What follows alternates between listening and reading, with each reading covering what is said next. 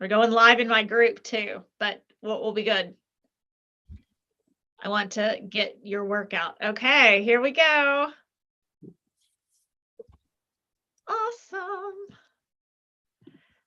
Okay. Hello, Gary, and hello, wonderful. We have Gary Salyer back. We're just friends now, right, Gary? I mean, can we like we're friends? Yeah, I mean, there's been like some personal stuff that I've reached out to Gary about, and like some professional stuff. I'm like, Gary, you got to get on Goodreads and all this kind of stuff. So he is the author of Safe to Love Again. He's been on here before, and he is my go-to person for attachment styles. Hello, Gary. How are you? Hello, Sarah. I'm doing well. Yeah, it's hard to know now, like how you and I are attached, because it's like, there's been all kinds of things. So tell people a bit about you, and then we'll get into attachment styles. So, what do you want to know about me? I'm just your regular twice divorced guy that finally got tired of, saying, the problem was women. And one day I looked in the mirror and said, son, it's you. And that really changed my life. At that point, I looked at having done 13 years of therapy and said, wait a minute. I was one of these guys that worked on it, and it didn't happen. And it just came to me in that moment that if they can't crack the code, I will. Mm-hmm. And I love it. My life's purpose is, how do you get from anxious or avoidant to secure, or insecure, as they call it? So my whole motto and stuff, before like the podcast, like intro stuff, it says, get past the past, real about the present, and serious about the future. And my goal is a both and. You could be married to the wrong person and need to do some personal growth work before you are ready for a relationship with the right person. It's not an either or, right? It's kind of, I see some people get stuck. It's like, oh, he was terrible for you, or she was terrible for you. And it absolutely can go both ways. I had a troll on the internet today named Anne, though she like tried to change it with Facebook users. So she wouldn't know. And she was like, your lips are runner up. That was the statement she said. I guess she thought I had like fillers or done some stuff for mine. I was just born with these lips. Love them or hate them. They're just they're yours. There's not much to be done. I guess I could make them larger, which would be really odd. But anyway, to the point being, that was an experience I had today with a toxic female. I'm quite certain this woman is not healthy and well adjusted for her to reach out to me. Yes, as well as maybe a little jealous. The thing here is, when we're looking at that sort of behavior, it's probably avoidant behavior. Yeah. And when we're talking about these terms, we want to get clear that anxious, avoidant. I went to a party once, and they had, and like 20 of the people had read the book Attached. And I go, man, this is a gold mine. And 15 of the 20 people I talked to all said that when they read Attachment and Attachment Theory, they got depressed. And one guy said it perfectly. He says, I had to put the book down. He says, I realized I was avoidant. And then I felt like I was walking around with a huge sign that was invisible to me, but clear to everybody else, that said, screwed.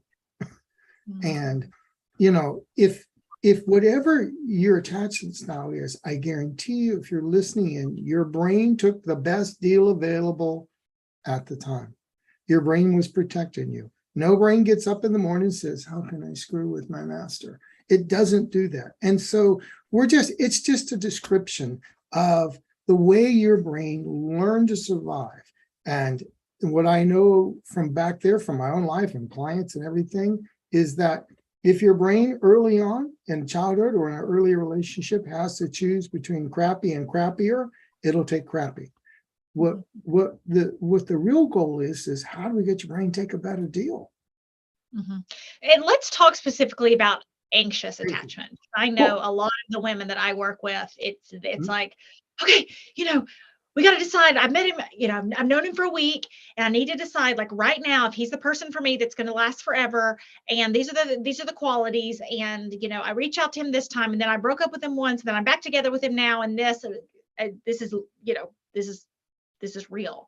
And, it's like, well, we're probably not going to know if he's the right person for you after a week or 2 or 3 or 4, right? Like that would actually be very unhealthy to decide at that stage of the game. And I see that's where people get toxic relationships, because they commit themselves too early. And then when bad behavior starts showing up, they're already pre-committed, right? Exactly. So, I forgot to say, when you were talking about couples, both sides contribute. My work with couples, they both do. But let's look at this anxious person's, deep down inside, the anxious, what happened originally is they got attachment, they're not there, they're not there, they're not there, got a little attention, didn't get attention, got attention, didn't get attention. And they develop what's called a fight response. Then how can I lock this thing down? And so their system is always trying to fight for that connection. How do I lock this down? And the danger signal is, whenever I get an attachment, I had better nail that thing down right away, lest it get away. And when you're first dating, that's not the goal. And there's always this other part of anxious attachment. It tends to build with a hope structure. It's more about they learned early they didn't have it, and some parts said, that angel parent one day will really be consistent and really give me the attention I need and the love. And they idealize love in the future when they finally get it nailed down. And so they tend to have more right to hope than to have, which means they overlook the red flags that are staring them. The presidential motorcade could be driving through, and they go, what red flags? And so that it's that pressure to nail it down now. That is, and that's ridiculous. Either way. If it's a great person or a great fit, and you still have that anxiousness inside of you, you could actually push a good person who has green flags away, because the relationship feels like a ton of pressure, but you've only known each other 2 or 3 weeks. Exactly. I was, about a year ago, there was a woman that was COVID and everything, and this guy wanted to lock everything down in the first 2 weeks. Everything down. That's a big, for the secure, intimacy is something gradual. You don't just share everything. And there's a lot of times the anxious just share. And it's, it's what one woman calls instamacy, not intimacy. And that, trust is a track record. In secure attachment, the brain is secure. It's not driven by anxiousness. So there's no big rush to discover things. It's let it unfold energy. And that is the one thing that the anxious can't do, because if they had let it unfold naturally way back then, when you didn't know when you were going to get the attention, then it wasn't so good. So for them. So a lot of that, it's that fight response. I've got to lock this down. And a lot of people think that anxious, like when the book Attached came out, it kind of gave a pass to attached, to anxious people, and really criticized the avoidance. But my experience with couples is the anxious can destroy a relationship as much as the avoidant. And there was a study about that. The book Attached had this strategy. It said to the secure, hey, if you have an anxious partner, if you really love them up, they're going to be so grateful when they get that consistent love that they will turn into the most secure person. And so they'll be the most loyal of partners. And some researchers said, that's interesting advice. I wonder how that turns out in real actuality. And they did a study. And what they found out is when an anxious person pairs up with a secure person, that 68% of the time, the anxious does not become secure, but rather the anxious person pulls the secure person off their pedestal. They either become situationally avoidant or anxious themselves. So unless you're dealing with that impulse to lock it down, the anxiousness, even if you find that person who's secure, you've got a 2/3 chance of turning them into the very thing you've been running from. And I have in Sarah's rules for living, yes. Right?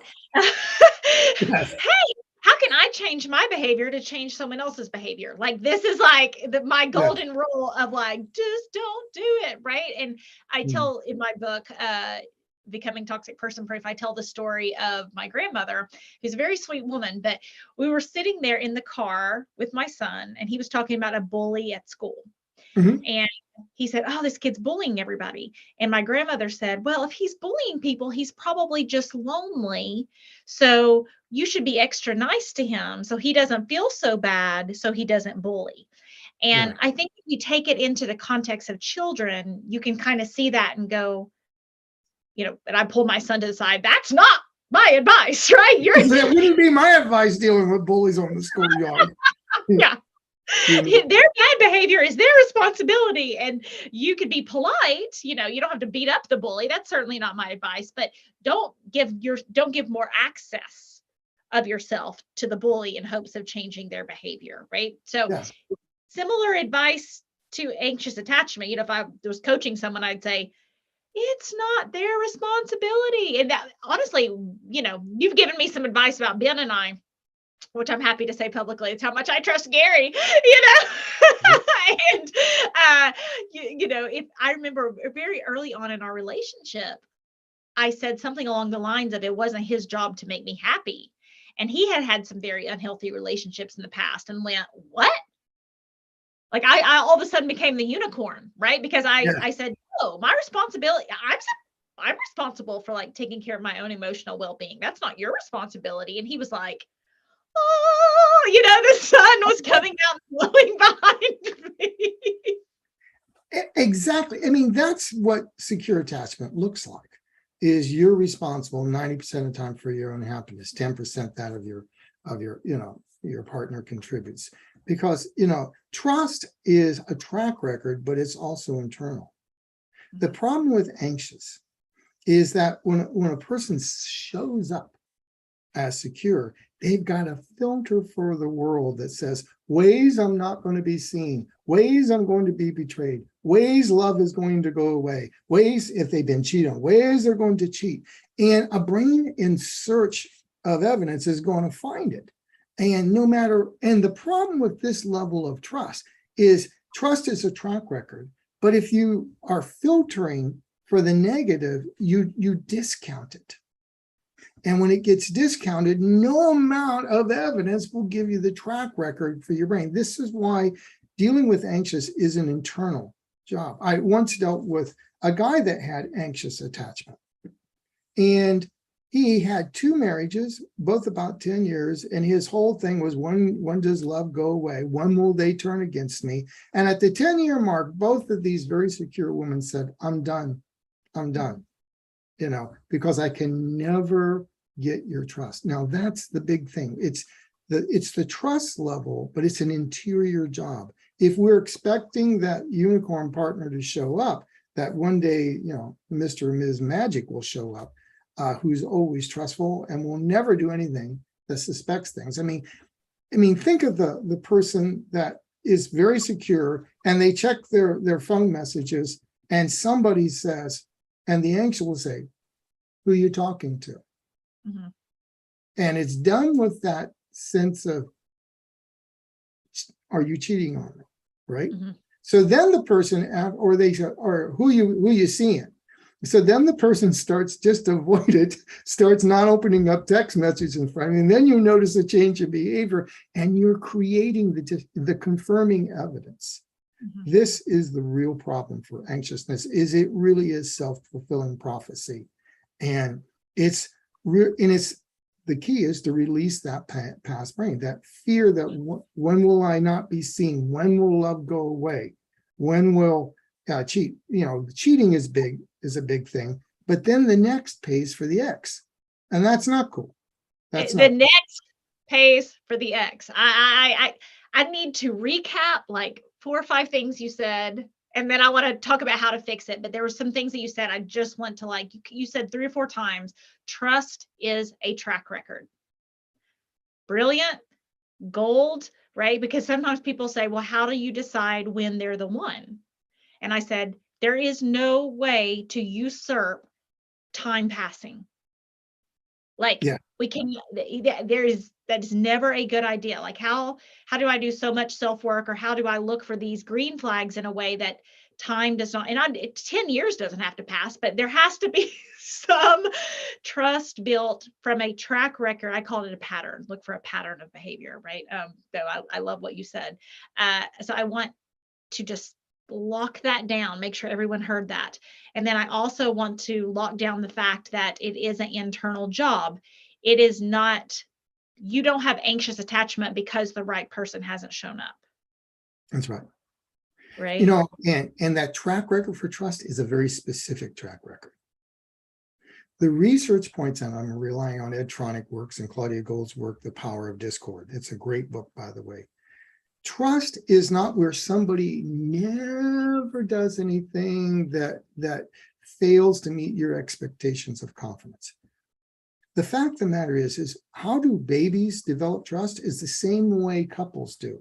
They did a study where they found out that, they thought mothers were just these intuitive geniuses that always got the thing right the first time. They found out that 70% of the time a baby cries, the mother is not giving the baby what they need, but eventually after having the wrong thing, but then they get it right. Moms are persistent and the baby learns, okay, there can be a disconnect.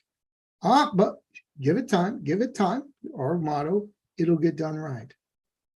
Couples don't learn trust by just simply always being attuned, always having everything. It is in the moments of disconnect. It is in the moments of disrepair.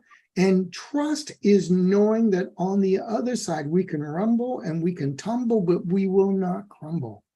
That is the moment trust is born. So, most anxious are afraid of that disconnect. Oh my God, love just went away. It's not the same as the past, unless you've chosen something, and sometimes that can be the case. But in a normal relationship, there will be times when for an instant love goes away. Not the love in the relationship, but the disconnection, the ill attunement. Every couple has it because 91% of the time, the research points out, couples are not in a place where it's optimal to just be tuned into each other. And it's knowing that you can get, okay, we're in a fight, but it's all good. I can still remember being out to dinner at my son's wedding with my 2 best friends from high school. He invited them. And I'm looking at Ken and Nancy, and in the middle of this dinner that we're all having, just the 4 of us, right? And Steve is over here. He goes back to 3rd grade, and they start having an egregious fight. And this goes on for like 5-10 minutes in the middle of Applebee's. And now this is the moment. They've been married 40 some years at the time, very secure couple. And I look at Steve and I go, tell me I'm not going into session here in the middle of Applebee's, And Nancy just wheels and turns to me and says, stuff it, Salyer, give us 5 minutes and we'll work this out. And then she goes back, she's doing, and he's doing, but they both know they will work it out. 5 minutes later, he makes some move and she laughs. She goes, I still think you're, and they're good. Mm-hmm. That's the confidence that the anxious can't get to because that first bit of disconnect reminds them of the old stuff. And when they blow up and get more and more anxious and they superheat and they go into reactive states, then the other person does not have the trust. Mm-hmm. And then they develop a part that comes, we all have parts, right? But that part develops within the relationship. How can I avoid that? And pretty soon the relationship is developing the same old patterns because somebody is trying to defend against that reactive state. I see this all the time in couples, and it's dealing with the pattern between them and then the anxiety within them.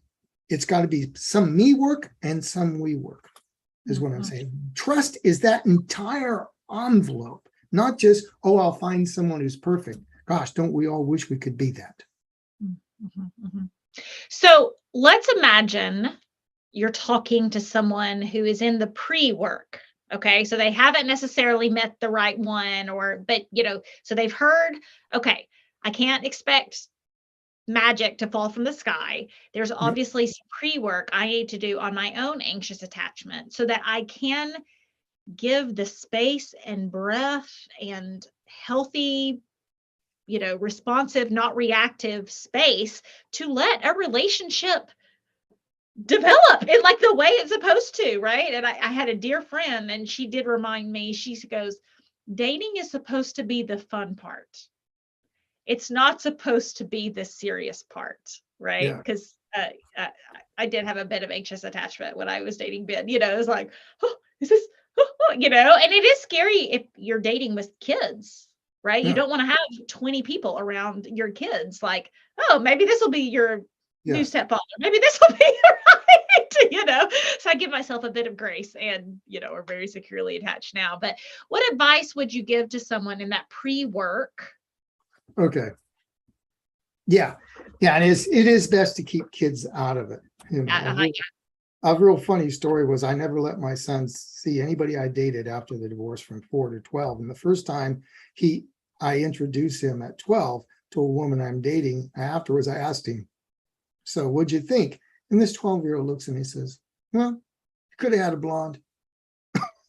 And I looked at him, I said, if it wasn't for big-eyed brunettes, you wouldn't be here. Oh, there you go. Now, my son is a blonde. My son says he wants a blonde wife at some point. I'm very offended.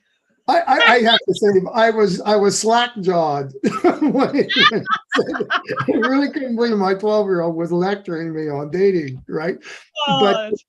But the pre-work. So yeah, there's all sorts of good reason to keep kids out of the mix, including little antidotes like that, right? There's 2 levels. I'm writing another book, a sequel to the book, and one of the main themes is love needs a calm brain and a calm body. So I'd like to step it into whatever, in the book, Safe to Live, I say there's 4 feelings that tell us we're secure: welcome with joy, worthy and nourished, cherished and protected, and empowered with choice.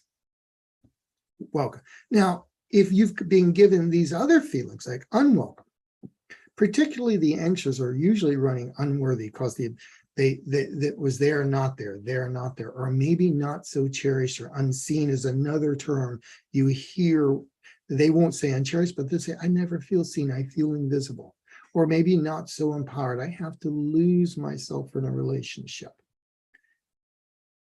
You can imagine my thoughts on that one, considering that the nature of this podcast. But I want to. You can imagine my advice on that one. Oh yes.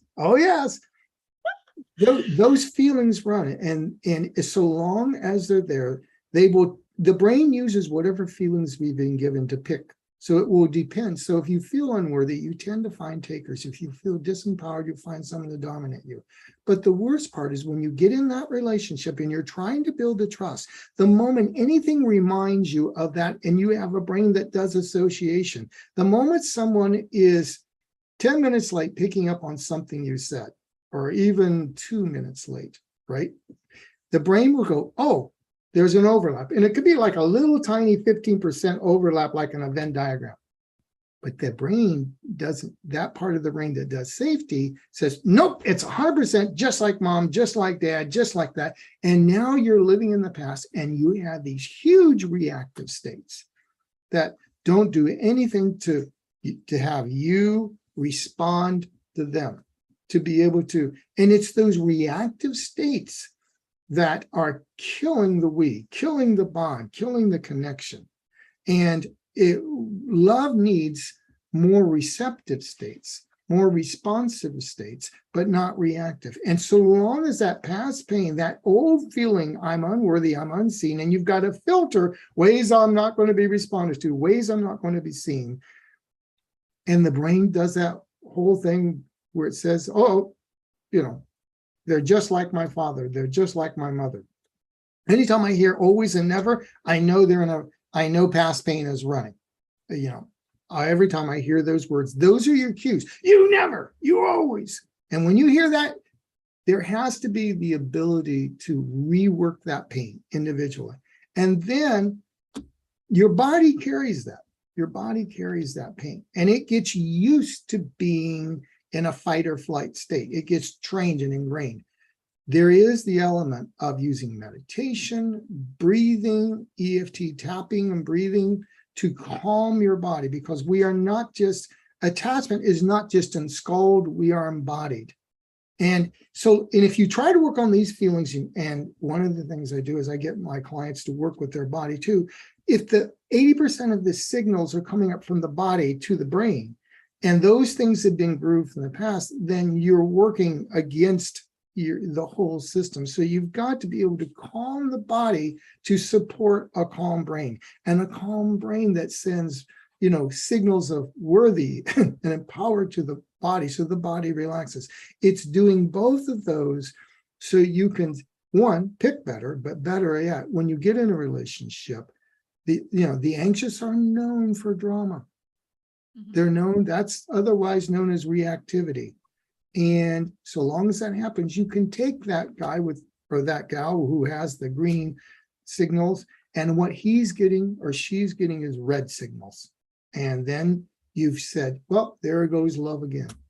And it can be a self-defeating process. So it's calming, and you've got to do the deep work. Your brain does not feel safe feeling empowered. You got to find the exact flavor. That's the work I do with clients. What exact flavor of safety? A person who, let's say someone feels disempowered because, they always, they had an intrusive parent and they always lose themselves in a relationship. They felt they were never given a permission to be the standard of their own experience. Mom or dad made those. That flavor of safety is very different than the person who feels disempowered because they were beaten within a hair of their life. That's a different flavor of safety, losing myself versus that threat. Or, and there can be disempowered because no matter, I had a narcissistic mother or father that never heard me. There's a different level. So it's not just doing a little mantra and using your prefrontal cortex says ways I'm empowered. Your brain is going to say, remember the last time I tried being empowered? If we don't work with the deep emotional knowing, it's an emotional knowing, not a logical thing. So we can do vision boards all day long.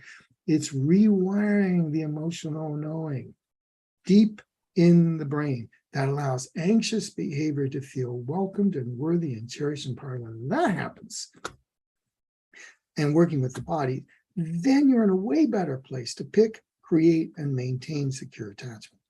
That's breaking into the micro moments, that's so to speak. Gary, that's still something I'm working on. I mean, literally this morning, I was leaving the door to get kids ready for school. And I thought, the best thing I'm currently giving my kids is a calm nervous system. And it's something in the last 5 or 6 weeks, I've done enormous personal work in, right? So obviously I've done work in it in the past, but it's just this layer, right? I did EFT, the tapping stuff in the last week, maybe it was yesterday, this process of, are you familiar with polyvagal theory?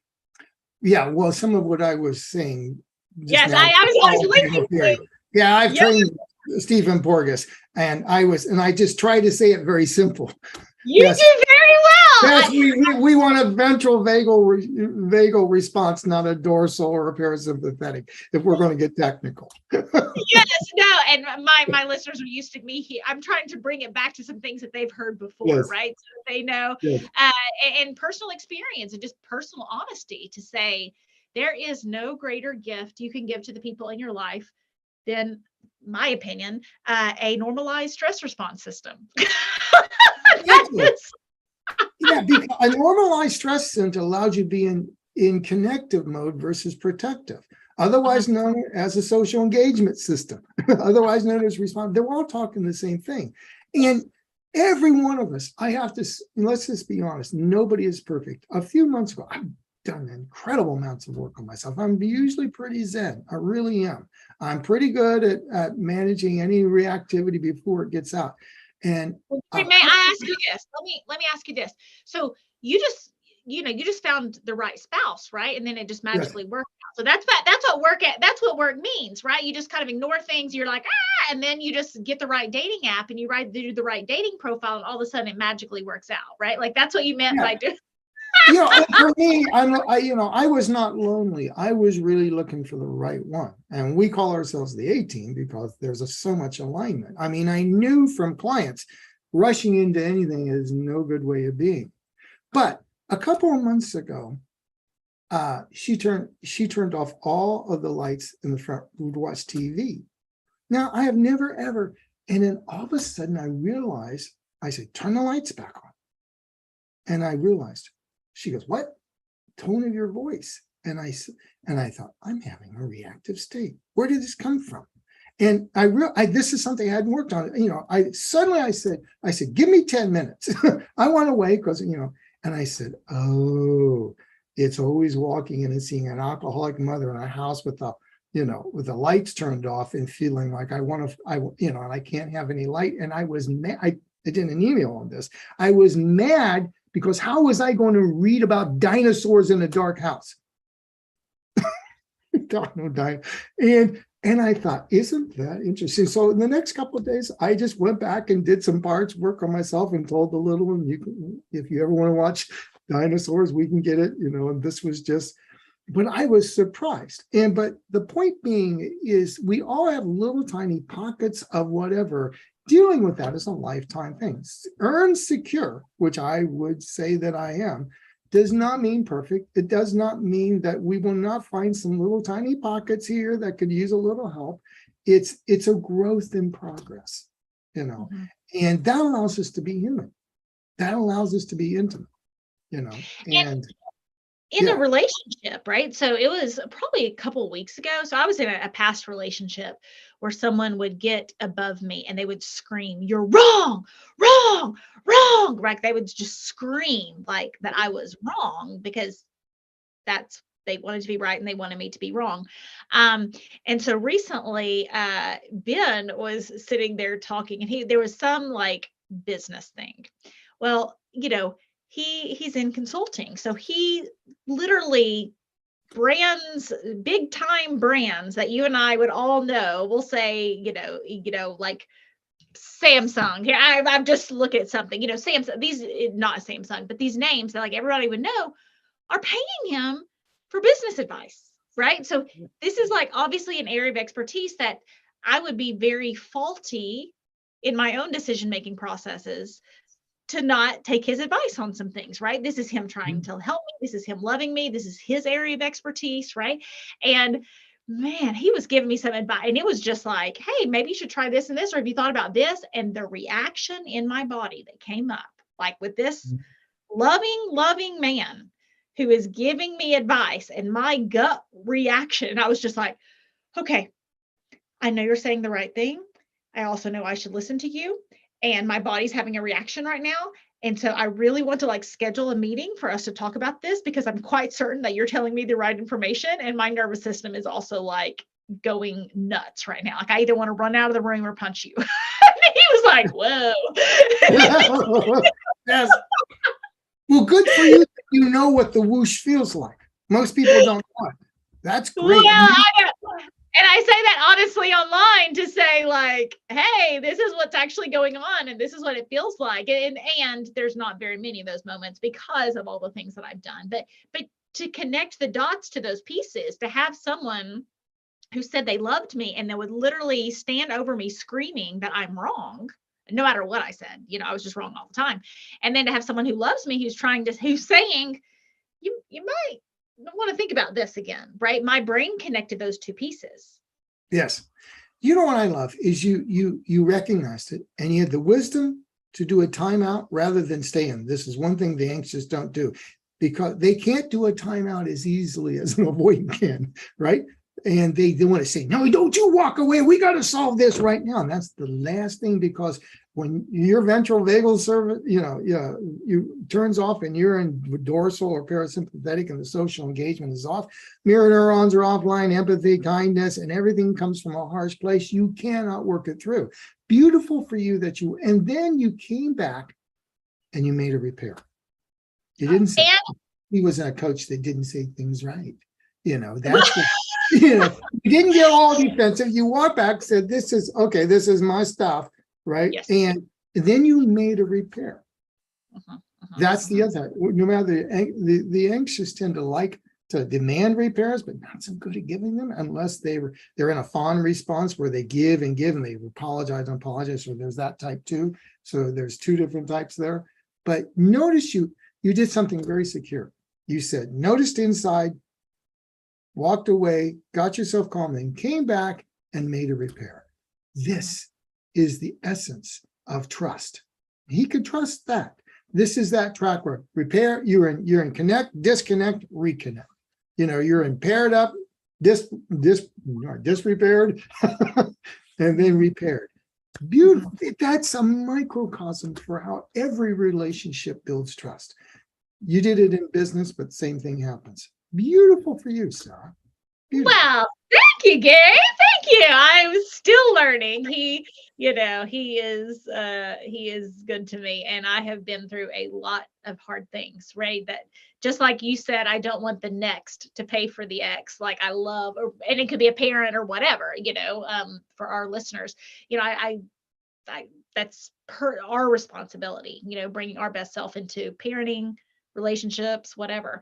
So is that your main advice for the anxious attachment? That's what I'm hearing. And that's my advice that I give, is just to nourish the nervous system, one, to delay the response time, two.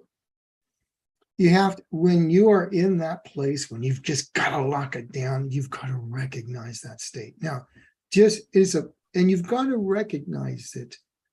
You got maybe with some people, it can be a 10-second window. You got to know when it's amping up and walk and say, look, I am feeling really whatever.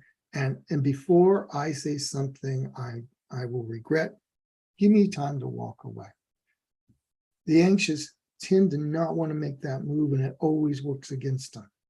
And the thing is when you do it, you promise to come back. You do that if you're avoiding too. And I will come back. And when you come back, you bring it up. And then you make a repair. And or you say your truth, or what, from that calmer place. Without it, the art of all couples is to know that every couple gets triggered. I've even watched the Gottmans, which I've studied with, get triggered on stage, and I'm going, wow, I feel so much better now. And you got to know how to deal with it. And you can't deal with it in the moment. You got to get away. That's exactly, that's why I'm happy to say, here's some stuff I've been working on the last 6 weeks. And, here's something happened in my relationship where, I'm saying my stuff, not his, as is appropriate. But it's just like, hey, whoa, this is still a process. And anyone who's acting like there isn't a process, and it's just like, well, you should just be like us. We're basically Joseph and Mary and Jesus all wrapped up in one, right? It's like, whoa, watch out for those people. They are not true. you tend to see that on social media. And I've literally seen couples that I knew were 3 weeks away from a divorce court putting out we're just lovey-dovey. And that's not intimacy either, And the thing is, if you're out there listening, everybody's body feels a little different when it's turning into fight or flight, right? And by the way, it's not just fight or flight. Constantly apologizing, giving, that's a fawn response. You got to know what that feeling feels like. Sometimes it's in the chest. Sometimes sometimes it can be in your legs or your arms. There's some science behind that as well, because the basal ganglia knows how to protect you from the emotional pain, and it stores that pain in those areas. You've got to know what it feels like just before you do it. And so you give yourself that calm. And the more you meditate or do EFT inside, then the more you train your brain to give yourself the space that you need, the pause. Uh-huh. The way I describe it is because every single one of my listeners have had a crocodile in their life, right? So I there's a in Buddha's Brain by Rick Hansen, there's this scene and it's like there's this beautiful water and there's a lovely garden and palm trees and coconuts and flowers. It's all beautiful. And then there's a crocodile. What is your brain going to pay attention to? The crocodile, right? Yes. And we want our brain to pay attention to the crocodile because that's what's supposed to happen. We're supposed to go into fight and flight if there's a crocodile. Now, many of my listeners and myself, oh, that's not a crocodile. Oh, no, it's just a bunny rabbit. Oh, no, it has fuzzy ears. It's fine. There's no crocodile. It's not gnawing off my arm. Oh, things are fine, right? You know, so exactly. right? And when you've been through that, your nervous system gets really used to there being a crocodile. So you can't recognize the difference in there's a crocodile or a bunny rabbit. Everything feels like a crocodile, or you've convinced yourself that everything's a bunny rabbit. Yes. And either way, we got real problems. Yeah, most times with a crocodile, we fight or flight. And I want to say something to women. When we get in these reactive moods because the old pain is running the anxiety, right? And we don't want to feel all of that. The fight and flight came from James Cannon's research back in the 20s. And when back in the 90s, some women researchers looked at his research and they found out that Cannon said that we don't want to bias the research. So we're only going to use male rats and we're only going to use male human subjects because we wouldn't want to bias the subject for those quote unquote histrionic females, right? So there's fight and flight. Well, some women researchers were going, wow, what do we have here now? And they redid the original research and found out that it's some men can have it too, but there's a third response, which they call the fawn response, placating, giving, apologizing. Not that men can't do it, but it tended to be more predominantly in female rats and females. Giving, apologize. Oh, it's my bad. I'm certain that you're just a little bunny rabbit, and I must have looked like the crocodile to you. All those sort of responses. That's just as reactive as fight and flight and yelling and screaming. Mm-hmm. I want everybody to get that tendency to nurture, to try to make it better. And sometimes you need to rock the boat in a relationship too. You need to say, that hurts. That wasn't cool, right? That's part of secure too. So we want to it's not just fight and flight, but it's nurture. And you're right, telling yourself that a crocodile is a bunny rabbit, not the best thing. You have to be able to acknowledge the truth in a relationship, but in a secure way, not with harshness, because loving firmness does way more in a relationship. It does everything and more that harshness does. There's nothing that harshness does that loving firmness can't do. And that's the difference in a reactive state that, often we get to from the anxiousness is we think all that resentment, grievances come out, and the harshness really is away the next pace for it. Maybe they did do something wrong. Hey, that hurt, but it comes out in a way that's loaded and they know they're paying for somebody else.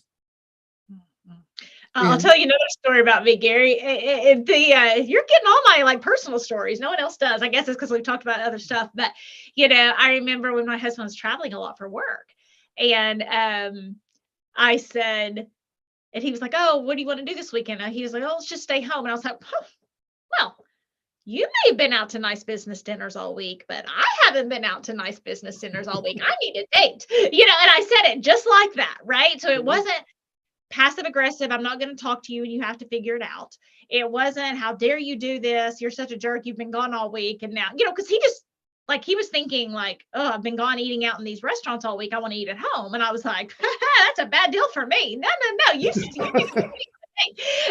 it was that energy behind it. Right. So I was thinking that might be an example of the loving firm. It was like, no. for me to feel loved and appreciated, our habit used to be going on dates. So I want to continue that habit, whether or not you've been at business centers or not. I still want to go on a date. I think in secure couples, you're always dating each other. You're always flirting with each other. You said something about, that was the fun part. And, now it's serious. Well, one of the secure feelings is welcomed with, what did I say? Joy. There needs to be joy in dates. That needs to be continuing. And to be honest with you, as a man, if you don't continue to woo your woman, let's just say, not everything is as available as you once hoped it would be. I've told male clients who've gotten into ruts like that, that's the long way to the bedroom. I agree. I'm just telling you it's a long way. That's if you want the long path, there you go. But but dating is something we need. Yes, there's the seriousness part. And, it's absolutely true that every couple that's come to me, I have never heard them complaining about anything that occurs on a Hallmark card. It's always much more personal and pragmatic. But we need to have that feeling of we're just a couple again. We're just enjoying each other. You can do that at home, but you can take her out somewhere, find times to really let her know that she lights you up the same way it always was, And I can still remember when I was in college, a professor in my marriage and family degree brought in 3 couples, couple that was just married. They had just been students last year. And I remember thinking, she actually married him. Then there was an old couple who were about 48, right? 21, right? Oh, and, yeah. And then there was this couple that was married 63 years, and he was 93 and she was 88. And I can still remember her saying, she goes, he still grabs me and pinches my butt. She goes, and he goes, you're just as cute as ever. She goes, I know, honey. They had the best flirting on the planet. You just had to have been there to watch this 93-year-old and 88 flirt with each other. And I remember thinking, I want that when I'm that age. Yeah. They were not old. You could still see the couple who met in their 20s with them. You could still see it. And I think real love, secure love, it brings that out in us. I love it. I feel very fortunate to have that. We're having a home date tonight. I bought him ribeyes at the grocery store and came home with ribeyes and ice cream. And he was just like, thank you so much. You're the best wife ever. That's my real day today, and I'm grateful for it. And, really going back to getting past that anxious attachment of not having to lock things down immediately, not ignoring the red flags, not, just creating distance and space to nourish your nervous system. It sounds like what you were saying, just developing a habit of nourishing your nervous system. And then when you're emotionally flooded, giving yourself some space before that reaction. Does that sound right? Yeah. Yes. And if there's a man watching this, you can do this with any partner if you're, non-binary. Mm-hmm. But there's 2 things. Track and make a mental list, these called love maps, of what makes them feel safe and what makes them feel special. And then freaking give it to them. Mm-hmm. One of the things I know is she loves the wow. Wow, you're great. A lot of women do. But a lot of women do, yes. A lot of women do. And what makes them safe and what makes them calm down is another one. And special, safe, special. If you can track and give it to them ahead of time, don't wait for them to ask. Really good attachment, worthy. That feeling of worthy isn't just, can I ask and you'll give it to me. Real secure feeling of worthy is, I know what she or he needs, and I will do my best to give it ahead of time. When I think women couples get there, that's when real trust develops. Yeah, I think it's funny on my coaching of women. I'm like, no, you need to ask, you know, but I 100% can hear you say to the guy, don't make her ask. I think we're both right. Yeah, no, I'm not talking mind reading. I'm talking based on, you know, and sometimes it's okay to say, you know, whoa, you know, that wasn't what I needed at the moment, right? Yeah. And sometimes it's okay to ask, well, what do you really need right now, right? We're not talking mind reading. So the anxious love that. This is not mind reading, but based on, I just found out that she tends to, when she just really needs a hug. Some people don't need a hug. They need a calming word, you know, and, you know, you just learn, or you learn what voice to use. It's different with different people, you know. A lot of it is vocal inflection, right? You just learn each other and what each other needs. And then when you can do that ahead of time, and if you're anxious, find someone that's good at tracking what we call love maps. You know, the secure tend to do that. No man is a mind reader. I'm a horrible mind reader. I would rather die than be in a relationship where I'm demanded to mind read, because you can, even with as much as I know and as many couples as I've seen, you can't get it right with mind readers because it changes every day. But, and it's okay to say, honey, this is what I need. It's okay. You know, that's worthy. And for most partners, I'd rather be told up front. If you're doing, you know, instead of griping about what you didn't get, real worthiness gives them a recipe for success, not criticizing what you didn't get, but in a secure. Worthy says, you know, I kind of noticed that this last week you were out a lot and whining and dining your clients, and, you know, and you'd like to stay home. And the story I tell myself is I'm at home with the kids and I'm bored silly, you know, and I'm not feeling very special at the moment. So could we just go? And I really need to be wined and dined, and I want to go to, you know, the Red Lobster, right? You know, was that Applebee's? That's a feedback loop. Now you did it pretty damn well, but you can say that. You can say that, you know, honey, what I've, or you give each other a recipe for success. Well, we had go ahead. We had an agreement going into marriage because we were so happy dating. It was like, let's change as little as possible. So that was like, you know, not a written contract or anything. That was a real verbal agreement we had, you know, and I was basically taking him back to the agreement. Like, hey, you said we were going to keep going on dates. And, you know, if you want me to look cute, dress up in a dress, I want somewhere to go. Right. Like, and both of us were like, sounds good. Like, sounds like a good deal. Right. You know, a lot of men don't get that. When you stop dating her, she stops looking cute. And then they gripe, well, she's always in sweatpants. Well, if you never take her anywhere special, why not? You know? And then, of course, you know, kids come along and will inevitably change a relationship. You know, 68% of couples that have kids have a huge precipitous drop. It's how you deal with it. And the other thing that's important here is, you know, Harvard did a study and noticed that about tracking people from 15 to 75, and they had them write stories about who they were.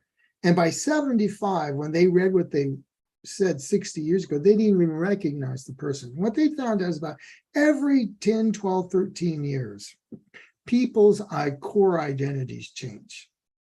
And I can go back to the couple that flirted. Somebody, we're in this class, and this very disrespectful football player looked at this guy and says, so what's it like being married to the same woman for 63 years? And the guy really didn't care for the tone of the football player's words. And his first words were, well, son, if you're lucky enough to be married 63 years. And he says, you've got another thing coming. He says, I have not been married to the same woman. She goes, my wife has been 5 different women.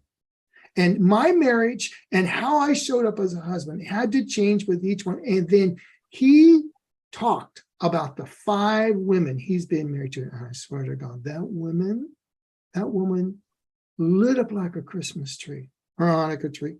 I guess there aren't Hanukkah trees, but Hanukkah lights, right? You could see the glow of a well-loved woman. And her nodding. Now, in any long-term relation, we all grow. Sometimes the anxious want to lock things down. We never want it to change, but it must grow. We must grow with each other. Keeping the essentials, yes, dating and things like that. But just know too, that when those inevitable changes, it's not love going away, it's love deepening, right? Whatever. I can think of a couple I knew that at 25 years, she was done with corporate. She wanted to do Reiki. And he was all this woo-woo stuff. And she said, look, this is where I'm going. And the funny thing was, when he said, okay, I'll get behind it, he was a lawyer, and watching her right to recreate herself, he says, 2 years later, he comes in and says, I'm bored being an attorney, and becomes a chef. Wow. She left corporate, he left attorney, but this is a right to create your own experience, which I talk about. That's being empowered. We don't stay the same. The marriage cannot stay the same. It must evolve and adapt. And behavioral flexibility is the mark of a well-integrated brain. Mm-hmm. Mm-hmm. And being adaptable with each other, not saying what was, the core promises of fidelity and loving and trusting, those never change. But how they're delivered, that's a different thing. And so in good relationships, sometimes couples come to me at the 20 or 25 year because they have not allowed each other, or they haven't been wise enough to notice the contract needs changing. How many of us would love to have a computer without had the old DOS things? I remember I once had an old computer that couldn't run the internet. You needed an upgrade so you could do things. I love it. Gary, I know I've recommended your book to tons of my clients, and they have absolutely loved it. Tell people where they can find your book and more about you. Well, my book is on Amazon, Safe to Love Again, How to Release the Pain of Past Relationships and Create the Love You Deserve. You can also, I've got some cool videos. You can also see me at GarySalyer.com. Got any questions from this? Write me. There's a little contact page. But Amazon or GarySalyer.com, all that good stuff. Gary, this is your second time, and I'm sure not your last, on the Toxic Person Proof podcast. So you guys can check out his other interview. We'll put it in the show notes and the links to that. And thank you so much. Yes, and I refer your book to clients too. It's a wonderful book, Sarah. It really is beautiful, heartfelt. Kudos. Thank you. Gearing up for number 2. So and ready to read your number 2. So thank you so much.